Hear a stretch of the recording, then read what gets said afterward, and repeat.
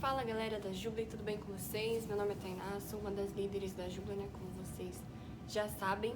E hoje então a gente vai dar continuidade ao nosso desafio. Vou falar um pouquinho para vocês sobre Gênesis 11, 12 e 13 e vou dar uma passada por cima de Gênesis 10. Não sei se vocês notaram, mas Gênesis 10 não está no cronograma. É um capítulo que trata de descendência e a gente não precisa focar tanto nele. Mas eu vou dar um parecer sobre esse capítulo só pra gente se situar na Bíblia. Gênesis 10 vai começar falando sobre os descendentes dos filhos de Noé.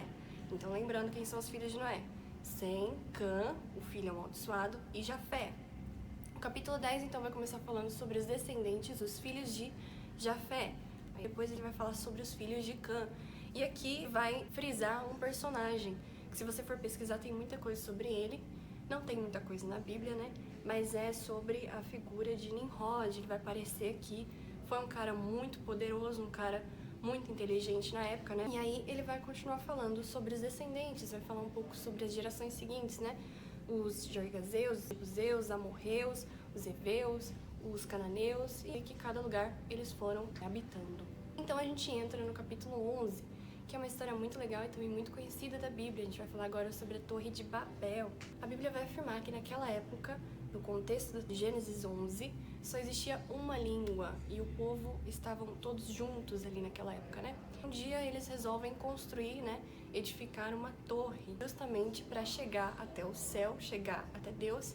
E aí a gente enxerga um erro, né, naquele povo, porque eles queriam chegar até Deus não para louvá-lo, ou para engrandecê-lo ou para adorá-lo. Pelo contrário, eles queriam para afrontar a Deus, para se igualar a Deus, para ficar em pé de igualdade ao Senhor, e isso era uma afronta, né? E eles também queriam que o nome deles fosse lembrado no mundo todo. Então a gente vê aqui a característica do orgulho daquele povo, né? Eles queriam também se proteger, porque eles tinham acabado de sair do dilúvio, né? Foi a destruição do povo, ficaram com medo de que isso acontecesse novamente e resolveram construir a Torre de Babel para tentar se proteger de uma possível destruição, né? E aí o Senhor, vendo aquilo, lógico que não se agradou e resolveu então confundir as línguas, e ali vão surgir as línguas. É lógico que não são as línguas como nós conhecemos hoje, né? Por exemplo, o português. O português não surgiu na Torre de Babel. O português é derivado do latim, o latim é derivado de outra língua e levou anos para se consolidar. Mas ali o Senhor confundiu as línguas e os dispersou, né? E aí a gente vai ver então que eles pararam de construir edificação, porque eles não conseguiam mais se entender, eles não estavam mais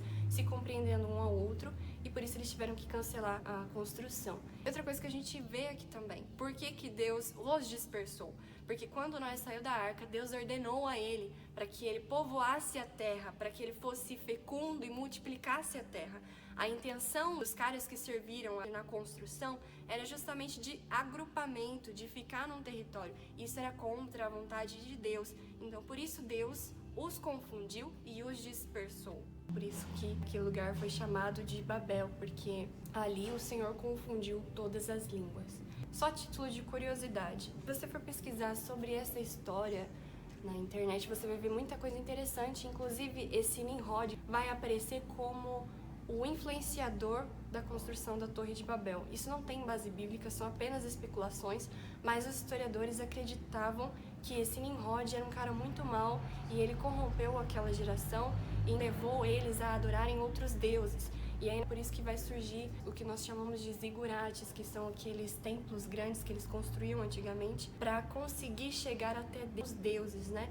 E aí a intenção deles na construção da Torre de Babel era fazer um zigurate muito grande, o maior de todos, para conseguir chegar no Deus maior de todos. São só especulações, não tem base bíblica, mas é interessante. Se você quiser, eu vou deixar aqui na descrição do vídeo algumas histórias sobre Nimrod e a Torre de Babel. Continuando o capítulo 11, a gente vai entrar então nos descendentes de Sem.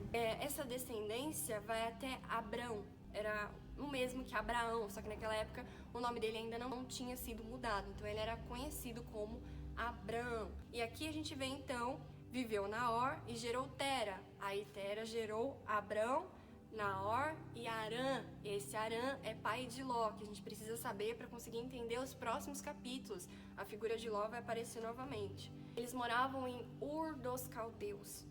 E ali Tera virou para os filhos e falou assim: vamos para a terra de Canaã. E ali eles saíram em direção à terra de Canaã, só que eles pousaram em Harã, e ali eles ficaram, e Tera veio a falecer. Então a gente vai entrar no capítulo 12, que aí vai começar então a aliança abraâmica, né?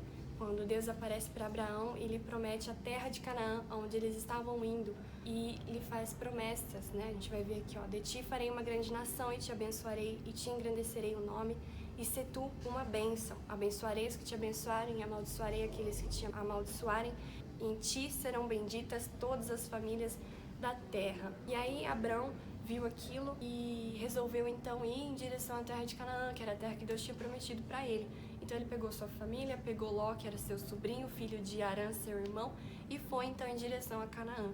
Chegando lá, eles ficaram um pouco na terra de Siquém, e aí depois, quando eles estavam nas terras de Siquém, o Senhor apareceu novamente e lhe prometeu novamente a terra de Canaã, e ali fez um altar para Deus. Ele edificou um altar para Deus ali na terra de Siquém. Depois ele partiu em direção a Betel, e ele ficou entre Betel e Ai, né? A Bíblia vai afirmar que ele ficou entre Betel e Ai, Betel ao ocidente e Ai ao oriente, e depois ele seguiu viagem em direção ao Negueb. Aí a gente vai entrar numa história muito interessante também, em Gênesis 12, no mesmo capítulo, que vai falar que naquela região onde Abrão e a sua família estavam tendo muita fome naquela época, e por isso ele precisou descer ao Egito. E aí ele desceu ao Egito para conseguir sustento, né? E chegando lá, ele olhou para Sarai e ele viu que sua esposa era muito bonita, muito formosa. E pelo fato dela ser muito bonita, ele ficou com medo de que os egípcios a vissem e o matassem para ficar com sua esposa. E aí Abrão virou para Sara e disse para ela, quando os egípcios perguntarem que ela era de Abrão, para que ela dissesse que era irmã de Abrão. E assim ela fez. Quando eles entraram no Egito, então os egípcios viram que ela era muito bonita e ficaram sabendo que ela era irmã de Abrão. A gente vai ver que isso não é tão errado, porque mais pra frente Abrão vai dizer que Sarai era meia irmã dele, era filha do mesmo pai. Então eles eram filhos do mesmo pai, só as mães que eram diferentes, por isso eles eram realmente irmãos.